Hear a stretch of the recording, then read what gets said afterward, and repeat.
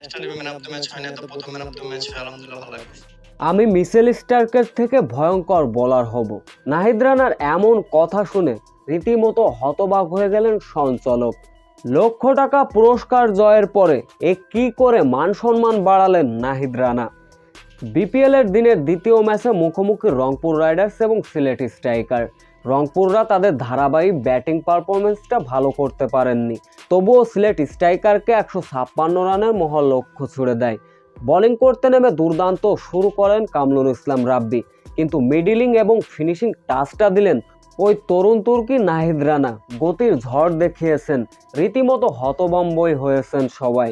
নাহিদ রানার এমন একটা স্পেশালের দিনে 4 ওভার বোলিং করে 27 রান খরচায় নিয়েছিলেন মূল্যবান 4 wicket. Player of the match হয়েছেন নাহিদ রানা। নাহিদ রানাকে সঞ্চালকের প্রশ্ন, তোমার শরীর তো পাটকাঠির মতো, তুমি তবুও এত গতি দিয়ে কীভাবে বোলিং করো?